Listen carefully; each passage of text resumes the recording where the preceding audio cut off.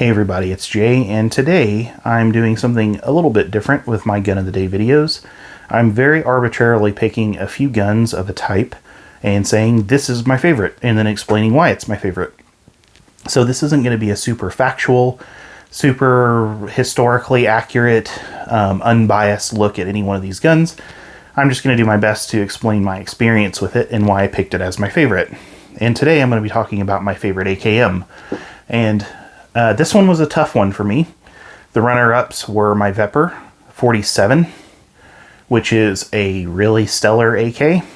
Very, very accurate, very reliable, overbuilt, and Russian.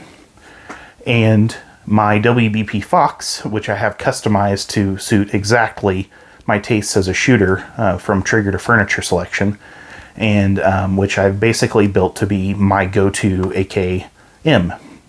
Basically stamp receiver AK. There's some variants in description there, but that will serve as a sufficient shorthand for our purposes today.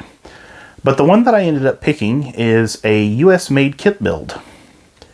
And by that I mean, this is my Polish, not really Polish, but sort of Polish, AKM. Specifically, this is a WZ66, but of course in semi-auto. This is built on a matching Polish parts kit on, if I remember right, is a Morrissey receiver. Yep, on a Morrissey receiver.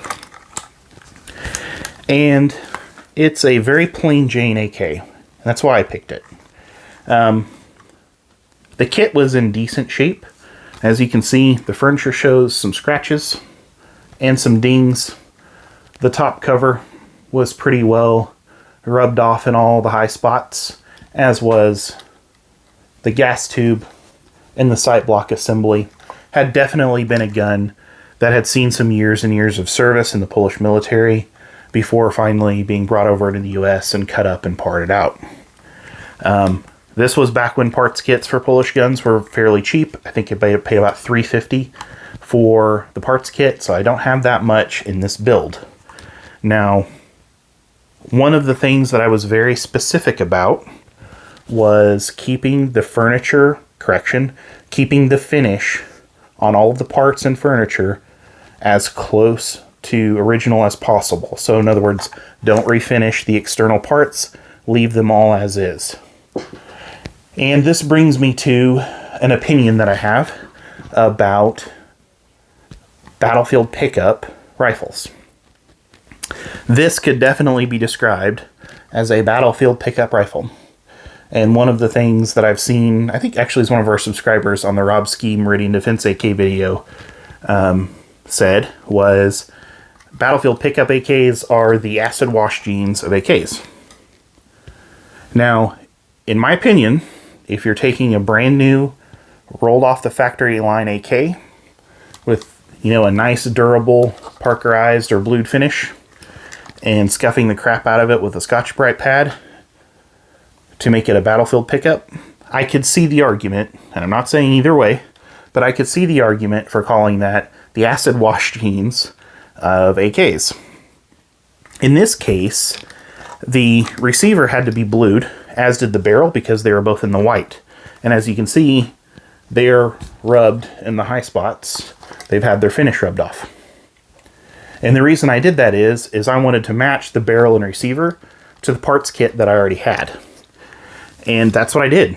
And so you have effectively a battlefield pickup where doing the battlefield pickup work, like on the receivers, on the rivets, I should say, and on the high spots and on the barrel, was more of a restorative act in my mind. I was putting it back to the condition of the gun before it met the bandsaw or the torch or whatever it happens to be that they're cutting these things up again. Again, I said earlier, I'm not an expert. I'm not. So, I have a Romanian mag in this. The reason I picked this Romanian mag, you can see it's one of these weird lanyard things, is because honestly it's beat to hell and it looks good in this gun. It matches it well. Most of my Polish AK, my Polish blued mags, are in really good shape, and I don't want to scuff them up, so I use this one that was already beat up. Had to kind of ding it out because the body was dented, it didn't feed right, and had to clean it out and all that stuff. But the reason why I picked this is because I think it's just a really good example of a long-term service AKM. Just a basic plain Jane AKM. No side rail, so no provision for mounting optics. I'm not going to go dropping a rail-mounted or gas tube rail mount or anything like that, because it just looks like an old school, good example, in my opinion, of a standard military issue AKM. It is very smooth, as I've mentioned in other videos, because of this polished bolt carrier group. Even on an AKM, it's pretty smooth. I have a Tapco G2 trigger in it. I'm going to change out at some point. That'll probably make it a little bit smoother because of that hammer geometry. But it's still an AKM. It's still built on an old surplus parts kit, so it's still a little bit rattly. But yeah, I think this is my favorite AKM. I had to think about it. Like I said, it's definitely not the most practical with the optics consideration. In some ways, it's not the prettiest, but I just love the way this gun looks. I love the way it feels, and it's a good shooter. So yeah, so there you go.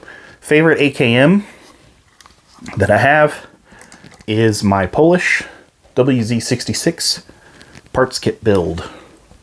Just an old BFPU beater. But yeah, hope you liked the video. This is Jay, and I will see you again soon next time.